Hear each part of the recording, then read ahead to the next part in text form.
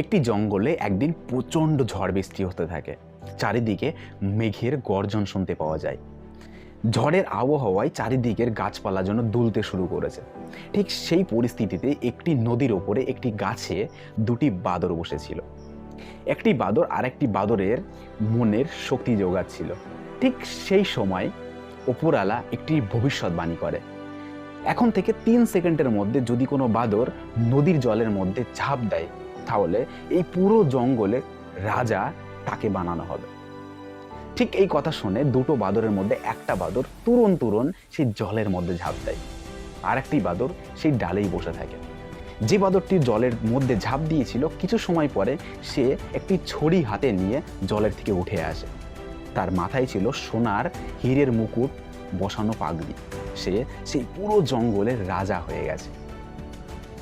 ঠিক সেই সময় সমস্ত জঙ্গলের পশুরা এসে সেই বাদরের কাছে এসে রাজার সালাম ঠুকতে থাকে।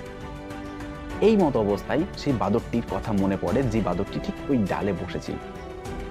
রাজা হাওয়ায় ভাসতে ভাসতে সেই বাদরের কাছে এসে পৌঁছায় এবং জিজ্ঞেস করে, যখন ভবিষ্যৎবাণী হলো তখন আমি জলের মধ্যে ঝাঁপ দিলাম, কিন্তু তুই ডালে বসে থাকলি।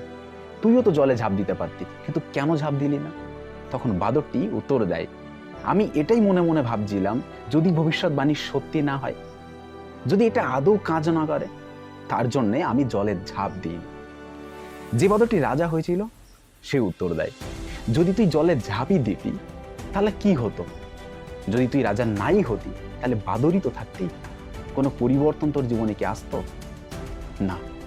অনেক সময় আমরা আমাদের জীবনেও এরকম অনেক সিচুয়েশন আসে, আমাদের জীবনে অনেক সুযোগ আসে কিছু করার এবং নতুন কিছু করার অপরচুনিটি আসে, কিন্তু সেই অপরচুনিটিগুলোকে আমরা অ্যাকসেপ্ট না করে আমরা চিন্তা করতে থাকি, যদি না পাই তো, যদি আমি সাকসেসফুল না হই, যদি এই কাজটা আমি করতে না পারি তো, নেগেটিভ চিন্তা, না পারি তো, আমি পারবো না, এই কথাগুলো আমাদের মাথায় ঘুরতে থাকে। আর ঘুরতে ঘুরতে সময় অতিক্রান্ত হয়, ওই অপরচুনিটিটাই ওই সময় অন্য কেউ নিয়ে তার জীবন বদলে দেয়, আর আমরা দেখতে থাকি।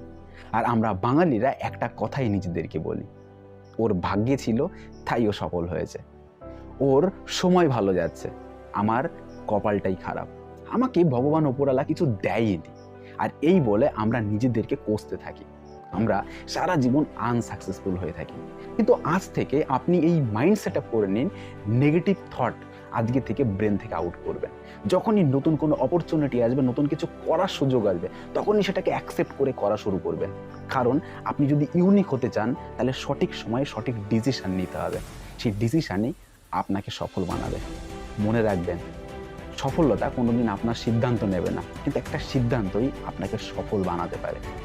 এরকমই ভিডিও লাগাতার আমরা এই চ্যানেলে পোস্ট করতে থাকি, তাই যদি আপনি চ্যানেলে ফার্স্ট টাইম এসে থাকেন তবে চ্যানেলটিকে সাবস্ক্রাইব করুন, পাশে থাকা বেল আইকনটিকে প্রেস করুন, যাতে এরকম কোনো ভিডিওর নোটিফিকেশন আপনার মিস না হয়।